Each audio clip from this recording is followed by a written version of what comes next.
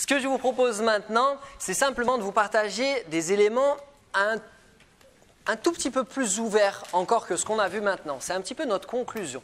Il y a deux éléments qu'on voulait vous partager, c'est deux ingrédients secrets à la recette. Parce que ça, c'est la recette de la potion.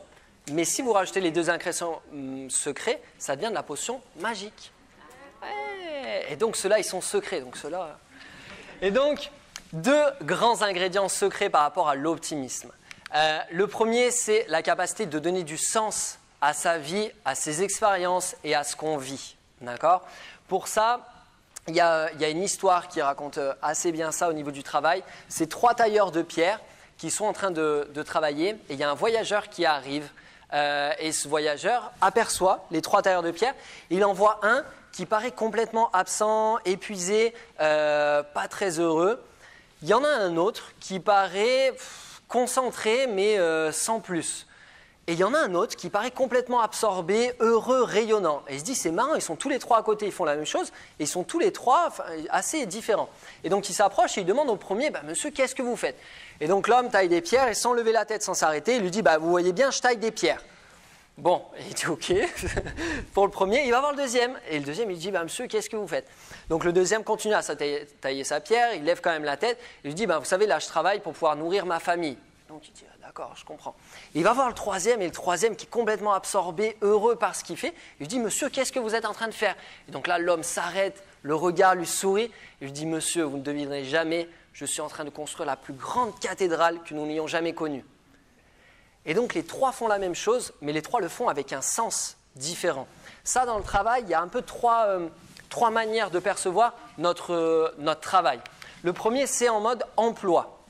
Le deuxième, c'est une carrière. Et le troisième, c'est une vocation. Un emploi, c'est je vais atteindre des buts matériels, gagner de l'argent, ces choses-là. C'est des choses qui sont très bien, ça donne simplement un sens différent. Et ces buts matériels, pour les atteindre, je vais faire des efforts. Une carrière, c'est plutôt des buts personnels que je recherche. J'ai envie d'évoluer, j'ai envie de monter en grade, d'avoir plus de responsabilités, développer mes compétences. C'est des choses très personnelles et pour ça, je vais m'investir à l'intérieur de mon travail. Et quand c'est une vocation, c'est des buts qu'on appelle transpersonnels, c'est-à-dire qu'ils sont au-delà de moi. C'est par exemple, j'améliore le monde qui m'entoure, ou je permets à des gens d'être plus heureux, ou ce que je fais, c'est également pour être au service des gens, du monde qui m'entoure. Et pour ça, c'est un épanouissement qu'on va retrouver à l'intérieur. Et ce qui est marrant, c'est que les scientifiques sont un peu penchés sur la question et on a autant de médecins, pour faire un grand raccourci, il y a autant de médecins que de personnes qui travaillent dans les ménages, qui considèrent leur travail comme un emploi, comme une carrière ou comme une vocation. Ce n'est pas ce que nous faisons qui détermine comment nous nous sentons, mais c'est le sens que nous donnons à ce que nous sommes en train de faire. Et donc à tout moment, on peut changer le sens que l'on donne à ce qu'on est en train de faire. D'accord ? Ça, c'est l'un des premiers ingrédients secrets. C'est le premier ingrédient secret. Ça vous va ? Ouais. Deuxième ingrédient secret, c'est cultiver les relations. En fait, notre optimisme et notre état d'esprit est énormément influencé par les gens qui nous entourent. Et il y a une des plus longues études de psychologie qui a été faite, qui a duré plus de 80 ans, qui a démarré en 1930 avec 300 hommes qui sortaient de l'université. Et on a mesuré leur niveau de réussite professionnelle, personnelle, leur niveau de bonheur, de santé, toutes ces choses-là pendant 80 ans. Et en 2009, les résultats sont tombés. Et Georges Vaillant, qui était à l'époque en charge de la finalisation de cette étude, a dit en conférence de presse, on peut résumer la plus grande étude que nous ayons fait sur l'homme en un seul mot.